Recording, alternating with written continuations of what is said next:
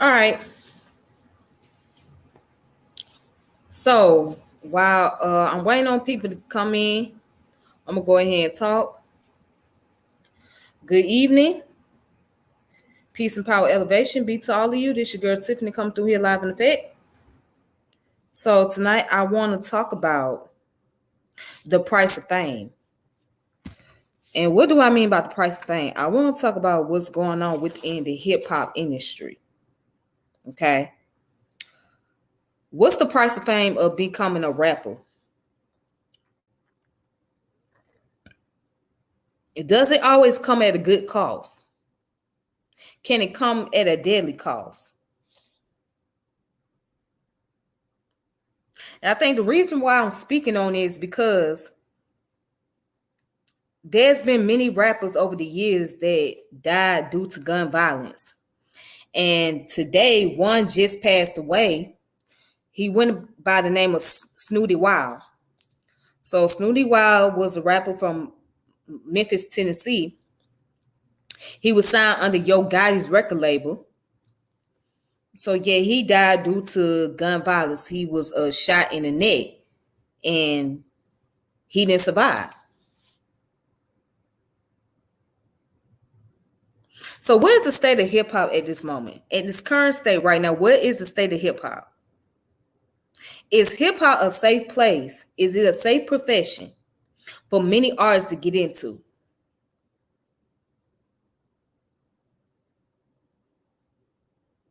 What is the current state? What is the price of fame?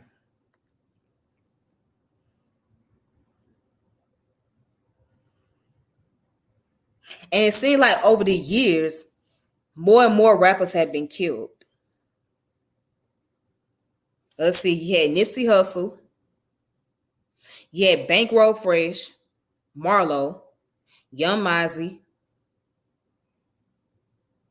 King Von, Young Dolph, Mo 3, Snooty Wild,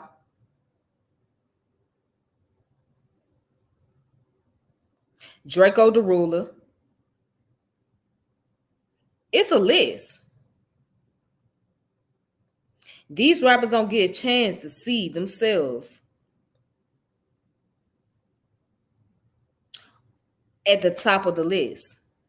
And a lot of them are young. They either from the age 36 all the way on down to their early 20s.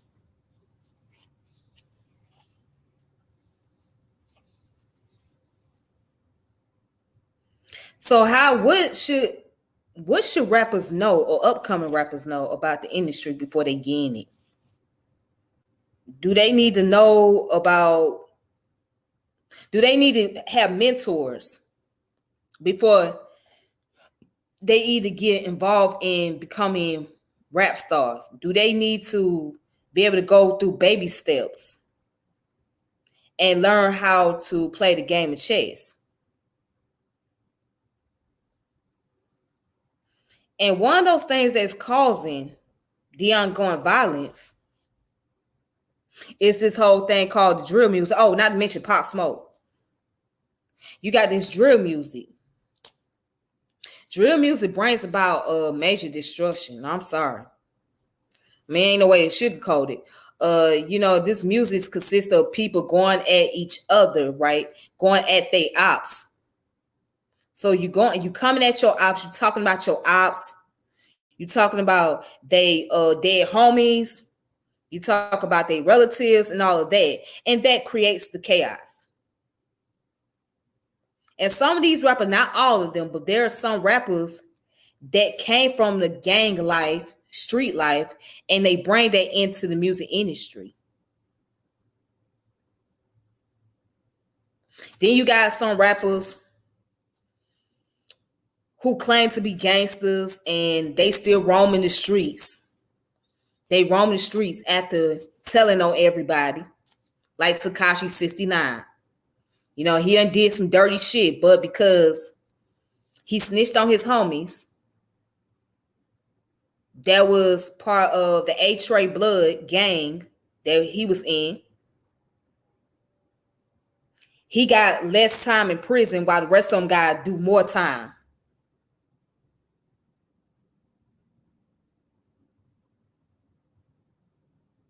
Then another thing, the baby, he better be careful. The baby, he done got into it with his baby mama's brother. He done punched the man at the doggone bowling alley. And he done got his homie jumped this guy.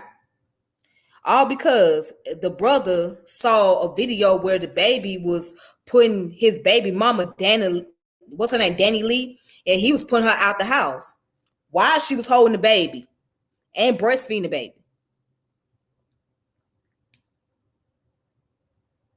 He called the police on her. So I'm saying if the baby don't be careful, he gonna end up being the next artist that's gonna get clapped.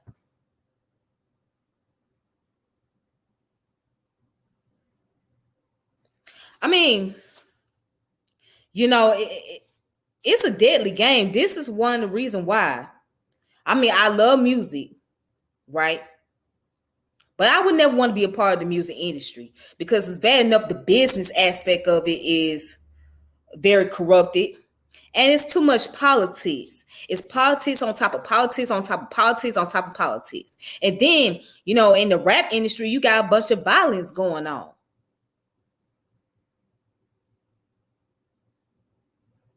You got a bunch of violence going on to where these rappers, they are losing their lives expeditiously.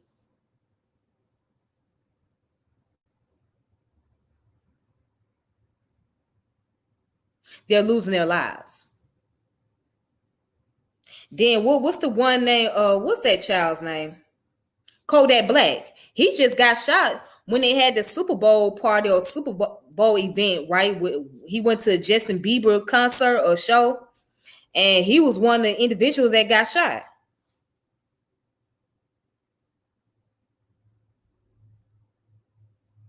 He was one of the individuals that ended up getting shot.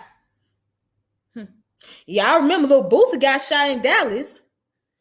That was what, a couple of months after Mo3 had died. He got shot 7 times. I mean, he's still here. So what's the price of fame?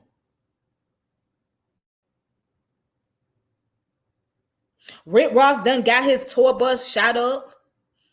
What's the price of fame?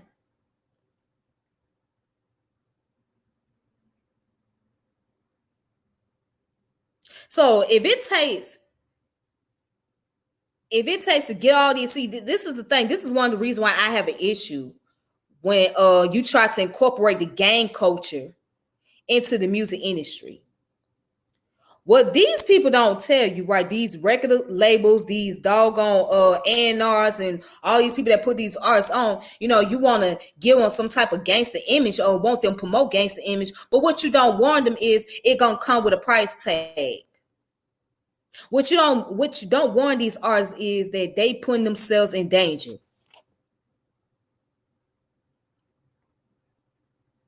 Because when you try to tell a story, you try to emulate like the people that's living the actual lifestyle, then you got to be able to put yourself through that test. You got to be able to prove yourself.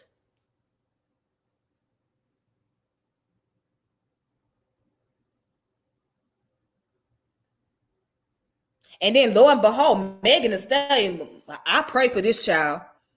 You know, I wouldn't even say a prayer. I have hopes for her. Cause baby girl going through a lot of shit. I mean, she done went in on her former record label. The owner was it 1501, Carl Crawford. She done went off on him about him not paying her, and then she done went off on Jay Prince about it as well. And then she done went off on Academic, and she went off on Tory Lane. And then just the other day, I read something. I happened to be on Instagram. And I seen one of her stories where someone put somebody need to shoot and kill Megan. I kid you not. Somebody put that in her Instagram story. I tagged her name, said somebody need to shoot and kill Megan. I said, well, damn. That's so much hate. I said, well, what this girl done did for people want somebody to shoot and kill her? What did she do? What the hell did she do?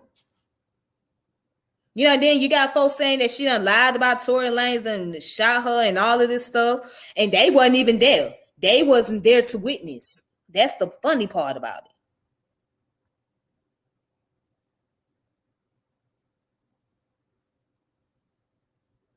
I mean, it seems like it's not safe anymore for rappers to be rappers. I mean, in the way things that is going with the industry, a lot of rappers doing it organically, meaning that they come off as independent artists, they get on the independent record labels, they not really signed to big time record labels like that.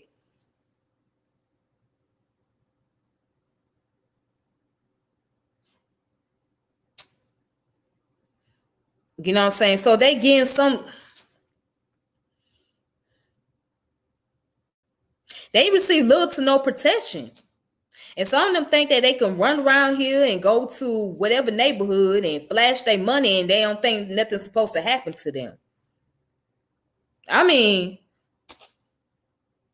and then, oh, don't get me started out here in Atlanta.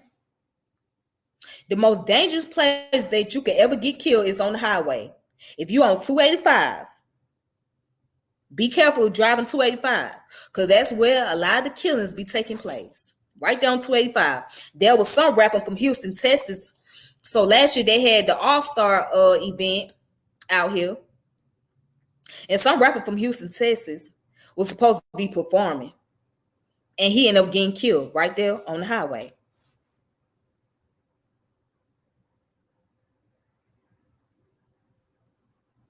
Marlo got killed right there on the highway. And then you had the rapper Young Greatness from New Orleans. He got killed in New Orleans. It's a long list. There's a YouTube channel called Drill Music Daily. And when I tell you, this guy must have did 7 or 8 videos about rappers that done died within 2021. This man done did like 8 videos.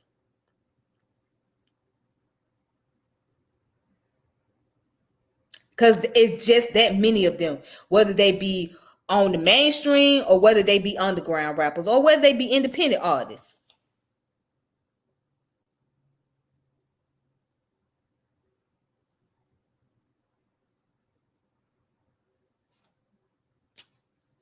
Nobody's warned these artists that, hey, you playing a deadly game. There is no warning sign. You know, these individuals, they get into the industry, they thinking they gonna make a whole lot of money and get on top, and which they do. Some of them do. They be coming out there making a lot of money. Some of them do. But they don't know that they cannot just go back to their environment they come from, thinking that everything's gonna be the same. Thinking they homeboys or homegirls is gonna still show that same love for them.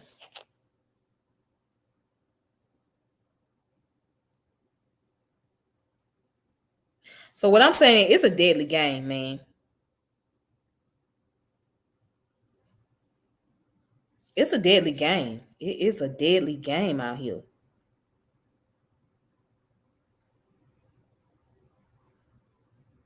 And you know, it's gonna be more to come. I hate to say that, but it's gonna be more rappers that's gonna be dying in 2022.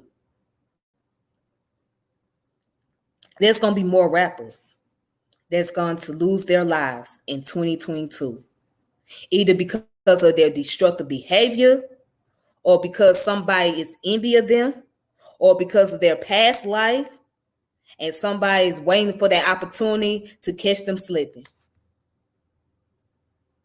And don't get me wrong, I love rap music because I grew up on rap music, okay? I grew up on listening to golden era of hip hop. I grew up in the 2000 hip hop, the 2010s. I grew up listening to rap music, all right? So I love rap.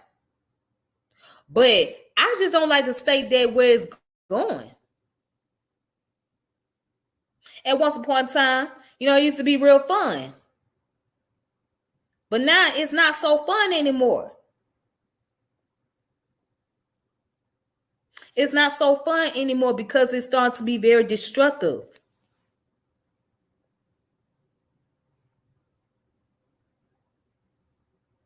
That's why I admire what Young Jeezy and Gucci did. Now, Gucci and Young Jeezy was beefing with each other for a long time, but they were able to come in the same room and do the versus battle.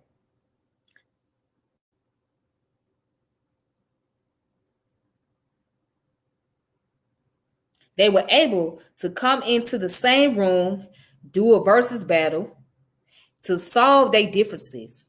I mean, Jesus came in there and said, you know what? I want to solve my difference with you. I want to hash it out. Gucci said what he had to say.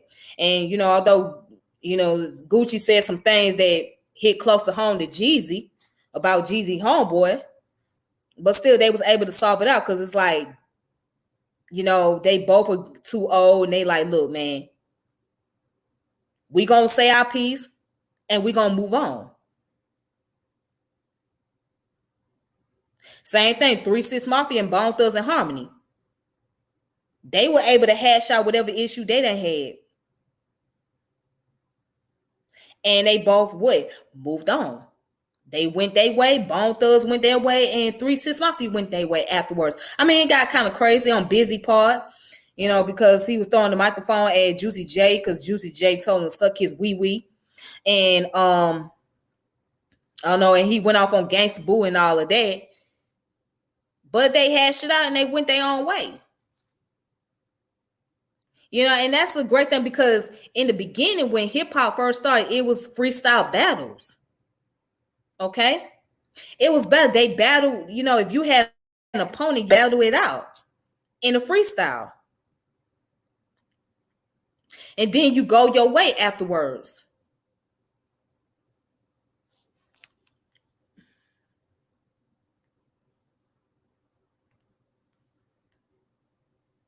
Okay, so somebody asked me a question.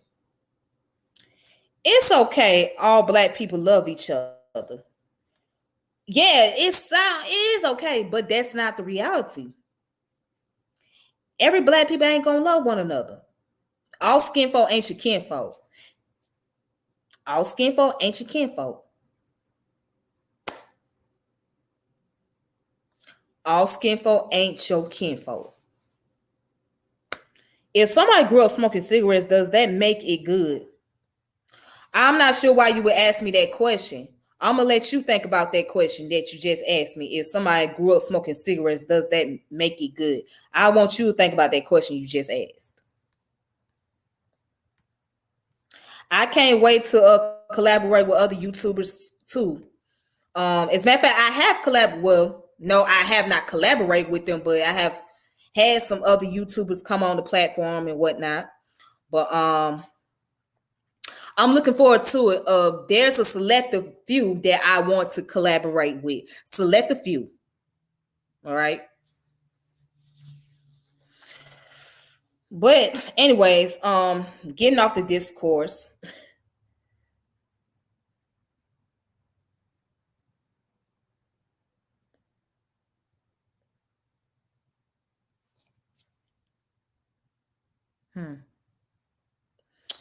I just want to pick up something real fast. There's an article that's about, is the rap industry dangerous? Let's see.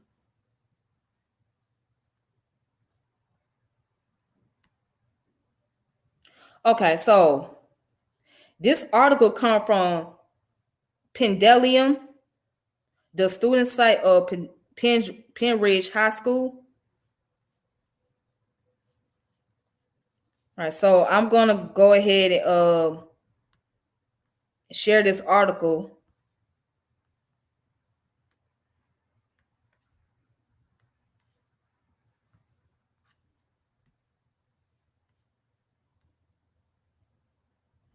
All right, so this article is called "The Dangers of the Rap Industry" by Aaron Shima, student writer on April 27, 2020. So it says, so frequently in the news, we hear about young rap artists dying before they ever reach their full potential. You may think it is just coincidental, but there is more to it than just that. Just in two, just in the 2 last years, 7 rap artists passed away due to violence, not to mention the numerous deaths due to drug abuse. Why has the rap culture become so immersed in drugs and violence when it ultimately leads to the downfall of so many of their own? And it says drugs. Earlier generation of rappers used drugs as a tool to accrue wealth. They often spoke about selling them as a way out of poverty, where there was less emphasis on the actual use of narcotic themselves. However, starting in the 2010s, rap music was representing drug possession and use in an entirely different way. Today, young and inspiring rappers grew up listening to and surrounded by glorified drug use. They were indoctrinated into a culture where excessive drug use was the expectation. Unfortunately, this type of behavior often leads to overdose and death.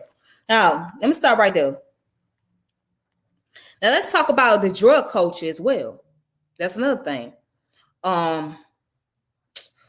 What's that child's name? I can't even keep up with these rappers. I really can't keep up with these new rappers. What's that boy's name? He was the cousin of Young Dolph.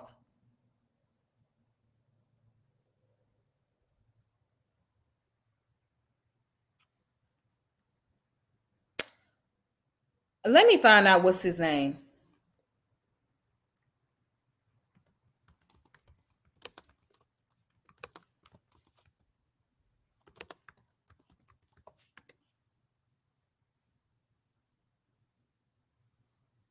His name Juice WRLD. That's his name, Juice WRLD. So Juice WRLD died from a drug overdose.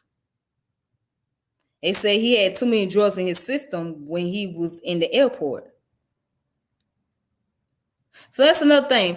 One of the most common drug usage in the industry is lean and opioids, Percocets. I know y'all heard that song about Future, Percocet, mask off, Percocet, mask off. That's another issue right there. Pimp C overdosed on lean. He was found dead in his sleep.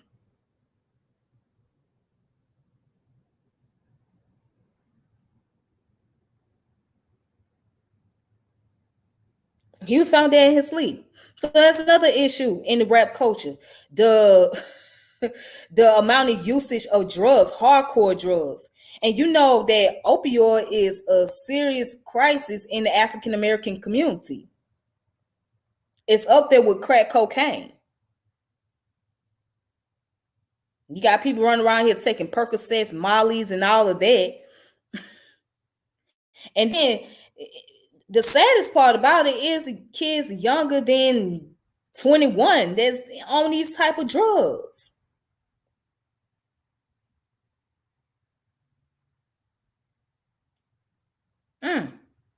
So it's like hip hop is a serious drug culture, where you got rappers they got pop, they have the pop pills and drink leans and all that shit, and do a little cocaine here and there, along with getting involved into violent behavior. Now they done got so out of control because a lot of them they get on Instagram, and Twitter and Facebook and talk shit. They talk shit about one another. They get on there exposing people. Nowadays, you see these rappers, they have their own Instagram, IG. They get on there arguing with other rappers about this, they, and other, about who ops is who, and fuck they dead homie and all this shit. I mean, it baffles me. It amazes me. It's like, wow.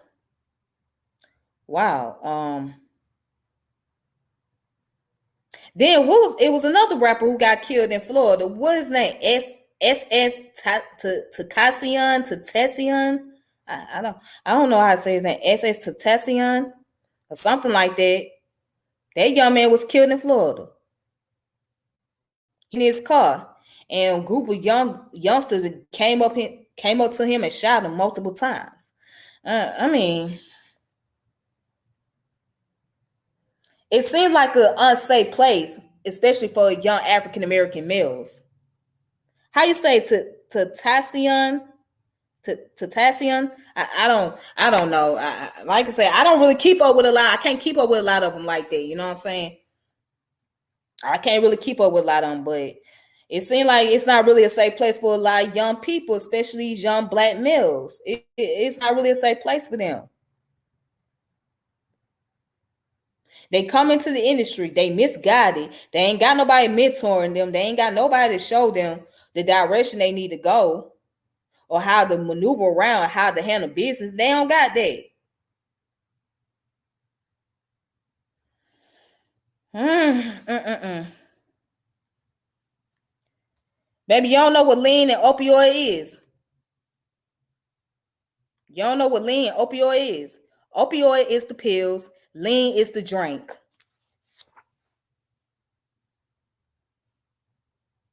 Opioid is the pills, and lean is the drink.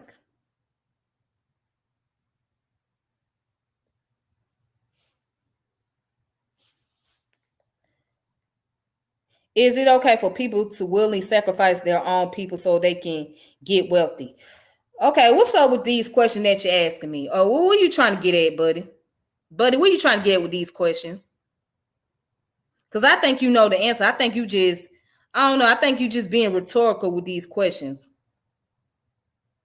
I think you're being rhetorical. Maybe, I don't know. Maybe I need to get you on here so you can explain why you're asking these questions.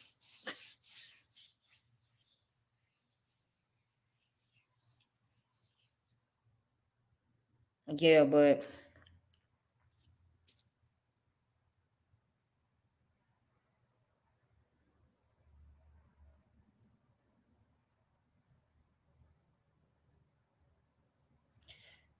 you know, but to answer your question, no, it's not okay to sacrifice your own people to get wealthy. However, however, again, life is a dirty game. The industry is a dirty game.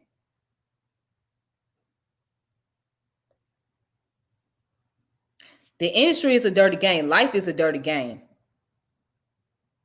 So you're playing a game of chess, and you have people that will sacrifice anyone, even if it's the people in their own family to get wherever they want in life.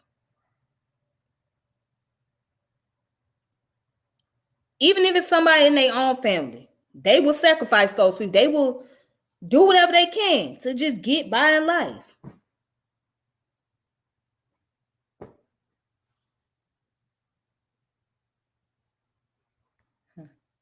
I'm not teaching. I'm just talking right now. I'm just expressing my thoughts on this whole thing that's going on at the current state of hip hop.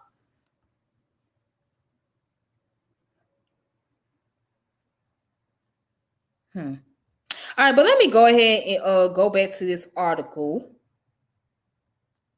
Let's go back to this article. Now let's see.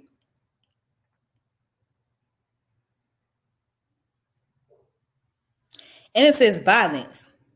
Hip hop and rap music has always been a strong presence on the streets, often associated with gritty violence and drugs. Gang culture is one aspect that goes back to the beginning of rap culture. When Nixon war on drugs terrorized the lives of African American people rather than fixing the country's drug problem, this led to songs like F the Police or Fuck the Police and Straight Outta Compton. Gang violence hasn't gone away either.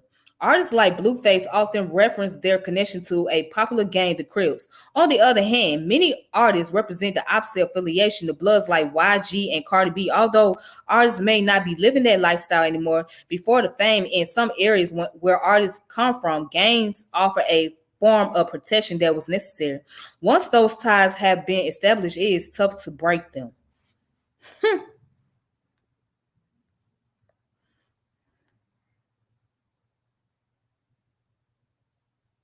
Once those ties has been established, it is tough to break them. Mm. And let's look at the nature of business. Okay. In earlier generation, musicians spent years gigging before even being spotted. With the help of platforms such as SoundCloud, rappers have been able to circumvent the record industry gatekeepers to accrue wealth and success. This often leads to their careers skyrocketing while they are still teenagers, leaving them struggling to adapt to sudden fame. Unfortunately, rappers are forced to stay on top or they will be left behind. The ruthless industry, keyword ruthless is the keyword. The ruthless industry is dedicated to finding the next big star, and record labels know that if one artist struggles, the next SoundCloud rapper will be round the corner. This leaves the struggling artist with very little time to recognize and address potential addiction issue if needed. Even as if, even as the rap industry is filled with numerous dangers and potentially deadly consequences, there seems to be some hope on the horizon for these young stars. Fortunately, in the words of Brandon L. Morgan, a well-known producer in the rap industry, the younger kids don't do stuff as much because they see all the shit that happened in the last few years. This could mean that in the years to come, fewer lives will be lost and artists will be able to focus on the music itself without all of the pitfalls that often comes with it. Hmm. I mean, it don't seem like it because more and more lives was lost. Now that was out in 2020. In 2021, a lot more rappers got killed. And then there's going to be more violence taking place. But you know what? What's sad about the mainstream industry, right?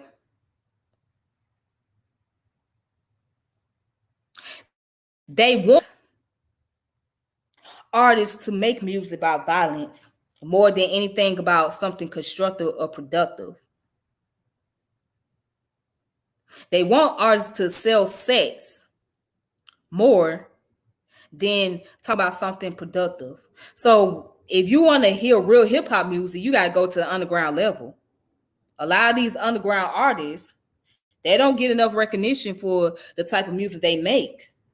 You know, somebody like Rhapsody, Hopsin, Tech Nine, Dizzy Wright, Big Crit, they don't receive a lot of credit. They don't receive a lot of credit. Mm-mm.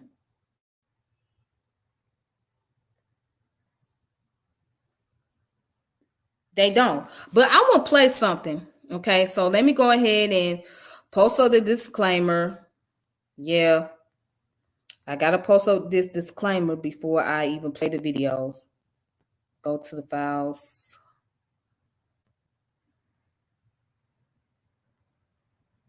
Hold up. Let me post up the disclaimer.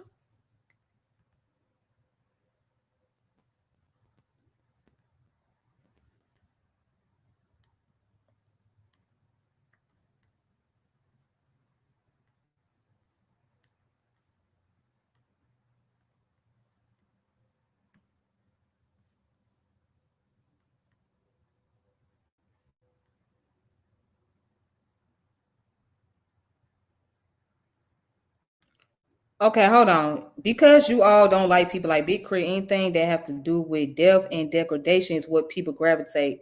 Who is you all? When you say you all, okay, let's stop right there. What do you mean by you all? When you say you all, who are you speaking of in this term? When you say you all. But let's continue. Because you all don't like people like Big Crit, anything that have to do with death and degradation is what people gravitate to and spend money on. So business naturally will cater to that logically. And that's true. That's true. I don't disagree with you on that. I don't disagree with you on that at all. All right, so I'm gonna put that disclaimer out there because I want to play a video.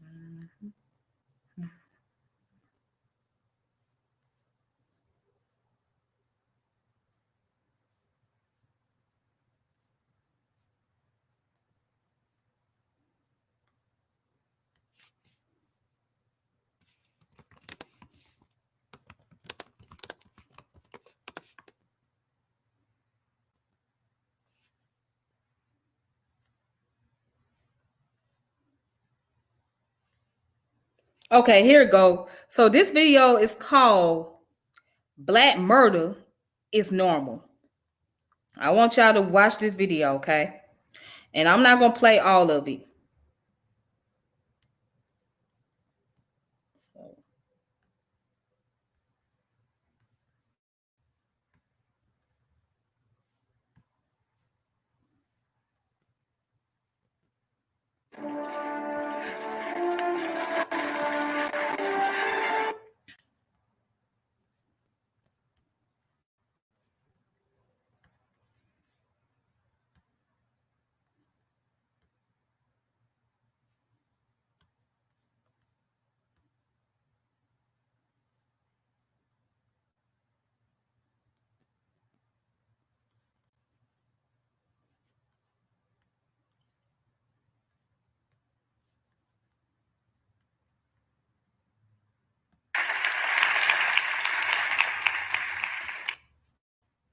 Okay, so the person that's speaking on here is Michael Smith. So Michael Smith talks about how black murder is normal. Okay, so I'm gonna go ahead and I'm just gonna play about a good 5 or 6 minutes of this video. All right.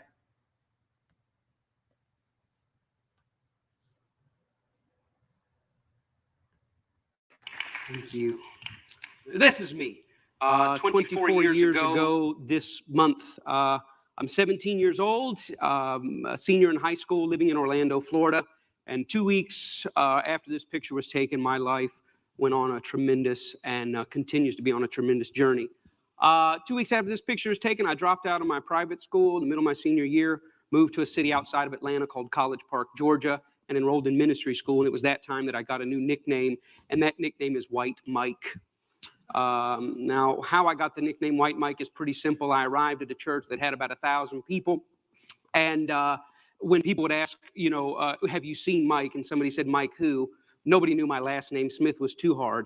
So White Mike is who I became. So this is White Mike on the day he graduated from ministry school. This is White Mike teaching in the youth ministry.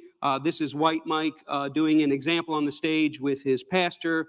This is White Mike being ordained into ministry. I think you're seeing a pattern. This is White Mike's first roommate when he got there. White Mike at work. White Mike at social gatherings. You can barely see White Mike in there. White Mike with pastors. I just returned from Atlanta to pastors conference. This picture is about 15 years old, and it's the same picture from when I was here yesterday.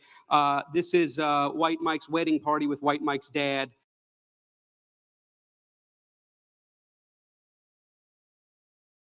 The only people on the radio bragging about getting automatic weapons, gunning each other down, are black. Chicago. A lot of beautiful things about a lot of beautiful people. I learned a lot of ugly things about myself, and I learned a lot of dark things about the nation in which we live. But I also learned that I, being White Mike, specifically the white part, have a lot of power. White Mike has a question today, and it's this. How come when you turn on the radio in Jacksonville, or New Orleans, or Chicago? Okay, so I had to skip a little bit of it because I wanted to be able to get to the point. So he's going to get to the point where he started talking about the radio station and whatnot. All right.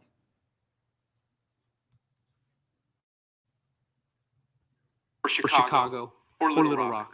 The only people on the radio that talk about how great it is to kill each other are black. How come that exists? 15 stations on a dial, go up, go down. The only people on the radio bragging about getting automatic weapons, gunning each other down, are black.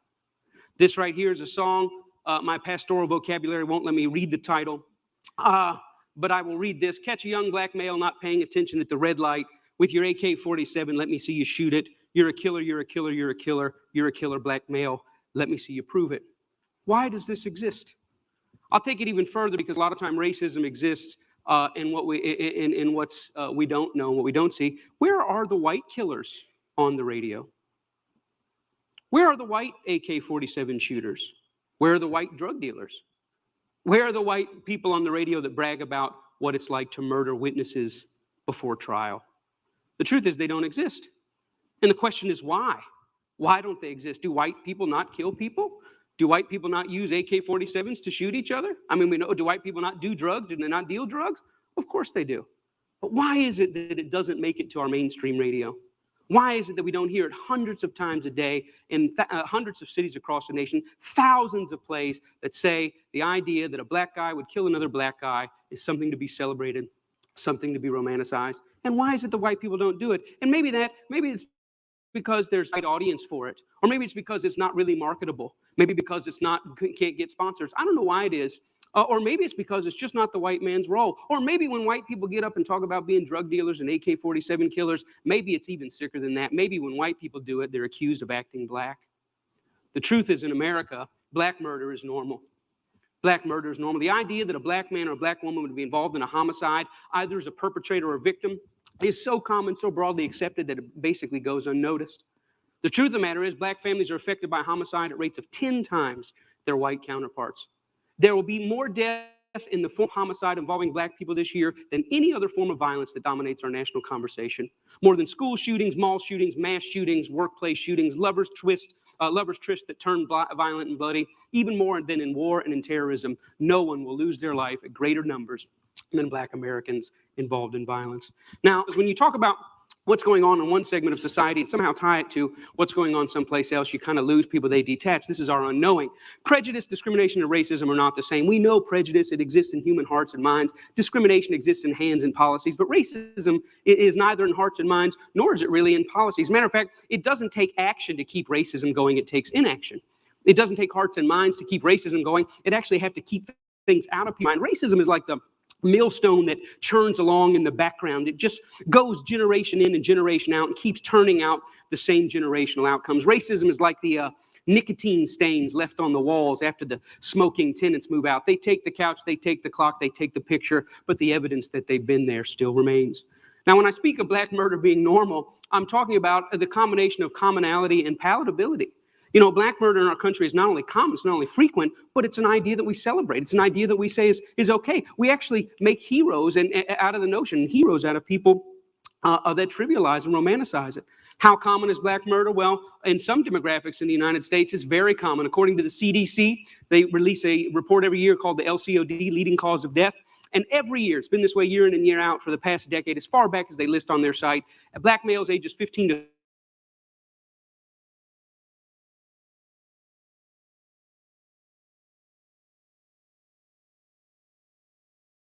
black on black crime, right? Hear about urban crime. So I guess, yeah, number 1 to number 3, I mean, it's a problem, but it's really not that bad. But the devil is always in the details. The truth of the matter is that if I were to take everybody that dies in this year, every black male 15 to 34, and I brought them into a room December 31st, said, all of you have made it to the afterlife. And I want to take a quick survey. How many of you got here by cancer? A few voices would say, me. How many of you got here by auto accidents? Me. How many of you died of a heart attack on an athletic field? Me. And I said, how many of you were gunned down by another human being? And half the room would raise their hands. Now, every time I show this information, people always say, well, if the number 3 cause of death for white males, what is the number 1 cause of death? And without fail, year after year, it's called unintentional injuries, accidents, falling off a four-wheeler, or crashing a go-kart, or bungee jumping without paying attention to, knots and things like that. And so basically, the American story is white kids are dying because they're clumsy, and black kids are dying because they're gunned down. Chicago, just like New Orleans, just like Jacksonville, just like Little Rock. How common is black murder? The past 3 years, there's been about 1,270 victims of homicide, 2012, all the way up to this week in 2014. And of those victims, 64 were white. Now, this transcends the simple diagnosis that we have. Well, it's education, it's poverty, it's family structure. As you study it locally, nationally, as you study it decade after decade, it doesn't follow any of those easy answers. Something much deeper and much darker is at work. How common is black murder? Well, in my entire life, 1973 to 2014, there has never been a year since I've been breathing that blacks have not been overrepresented in homicide. Never been a year that you can go into a morgue and you don't see blacks overrepresented. It's the story of America. It's certainly the story of America in my lifetime. My question is, what will be the first year that we see it a 1-to-1 ratio? I mean, if it's somewhere between 7-to-1 and 10-to-1 now, I mean, when will it be 1-to-1? We would consider it a huge national victory if we ever got it to 5-to-1, to 4-to-1, to 3-to-1. Violent crime has gone down over the past 40 years. People say, isn't that great? No, because prison has gone up over the past 40 years. And no matter the fact that violent crime has gone down or prison has gone up, what's never closed is the gap. There's always that gap, 6-to-1, 7-to-1, 8-to-1. Usually it's the smartest person in the room at this point that yells out from the back, "Sir, are you saying you want more white people killed?" And then all of a sudden I realize that's why we die in clumsy accidents. All right, here we go.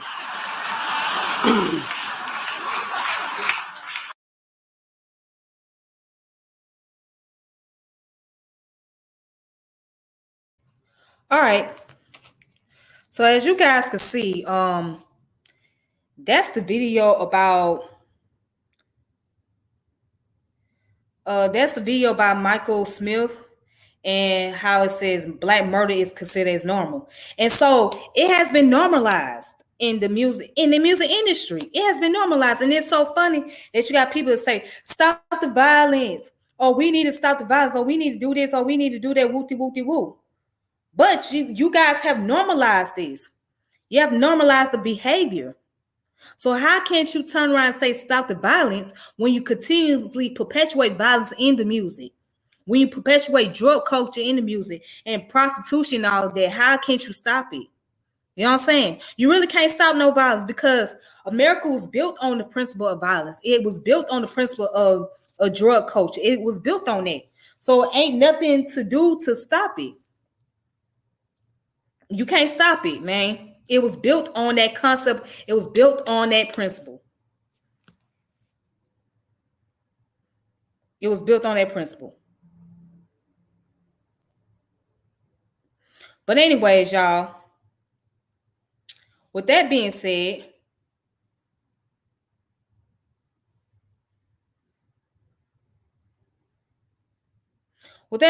that's all I have for tonight.